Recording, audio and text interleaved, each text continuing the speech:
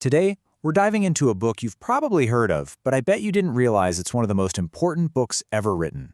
Seriously, this is a book that didn't just teach us about shapes, it taught us how to think, how to argue, and how to build a rock-solid case for what is true. Okay, to get a sense of just how huge this book was, get this. Since the invention of the printing press, only one book in the entire Western world has been printed in more editions. Just one.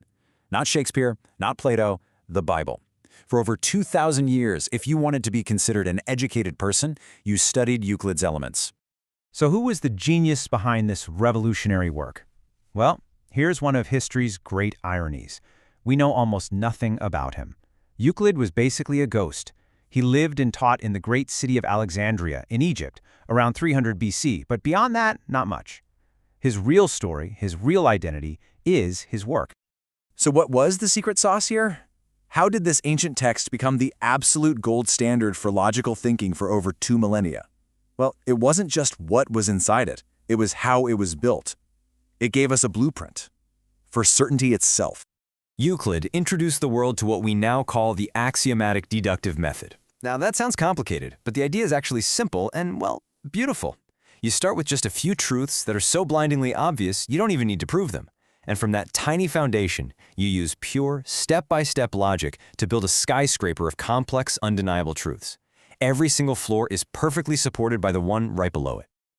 So here's how that blueprint actually works. First, Euclid lays out simple definitions. This is just so everyone's speaking the same language, right? A point is that which has no part. Got it. Then he gives us axioms. These are just common sense truths that apply to everything, like things which are equal to the same thing are also equal to one another. Obvious. Next, the postulates. These are the specific starting rules for geometry, the basic moves you're allowed to make, like you can draw a straight line between any 2 points. Okay, simple enough. And it's only after all that groundwork is laid that he starts deducing his 465 propositions, or theorems, each one proven with absolute ironclad logic. No gaps, no leaps of faith. And this system was so perfect, so elegant, that it became the model for all rational thought. The great philosopher, Immanuel Kant, basically said it all. For him and for generations of thinkers, the Elements wasn't just a book about math, it was the definition of how you build knowledge from the ground up.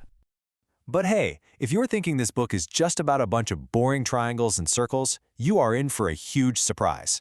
Taking a look inside is like a grand tour of the entire world of Greek mathematics.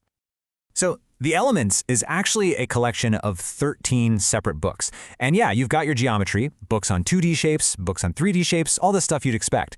But look at what else is in here. 3 whole books on number theory, and book 10, which is the biggest and most difficult of them all, is a super deep dive into irrational numbers. This was not just some high school textbook. This was the whole shebang. And get this, in a time before anyone had symbols like X and Y, Euclid created what we now call geometric algebra. He was proving algebraic truths by using the areas of shapes. So for something like a plus b squared, he didn't write out an equation. No, he literally drew a large square and showed how it was made up of smaller squares and rectangles to prove it visually. He made abstract ideas you could actually see. And hidden away in Book 9 is one of the most elegant and frankly mind-blowing proofs in all of mathematics. A rigorous, logical demonstration that there is an infinite number of prime numbers.